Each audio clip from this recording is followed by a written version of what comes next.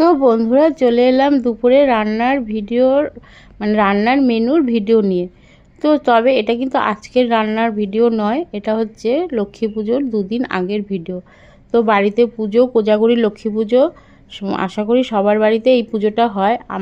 আমি তো প্রত্যেক বছরই দিই, আর এই পুজোটা আমার কিন্তু খুবই একটা মানে মানে প্রিয় পুজো, এবং এই পুজোটা দিতে আমার খুব ভালো লাগে, কোজাগরি লক্ষ্মী পুজোটা। তো তার জন্য আমি দুদিন ব্যস্ত ছিলাম বলে ঠিক টাইমে কিছু পোস্ট করতে পারিনি। হয়তো এই রান্নার ফটোটা আমি পোস্ট করেছি, ভিডিওটা পোস্ট করতে পারিনি, যেহেতু ভয়েস দিতে পারিনি, সময় পাইনি, খুবই ব্যস্ত ছিলাম। তো দেখো সেদিন কি কি রান্না হয়েছিল। সঙ্গে ছিল গরম গরম এক বাটি ভাত আর লঙ্কা পেঁয়াজ, সেটা তো আছেই। আর ছিল দেখো পটল ভাজা, আলু ভাজা, আর আছে কষা কষা আলু দিয়ে মুরগির মাংস। কষাও না ঠিক ঝোলও নয়, মোটামুটি মিডিয়াম। আর হয়েছিল টমেটোর চাটনি।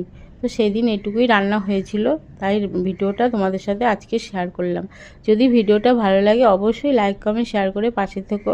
আর আমার এই দুদিন অনেকটাই এঙ্গেজমেন্ট কমে গেছে, তো আমি জানি আমার বন্ধুরা পাশে আছে, সবাই আমার ভালোবাসা লাইক কমেন্ট দিয়ে আমার এঙ্গেজমেন্ট আবার বাড়িয়ে দেবে।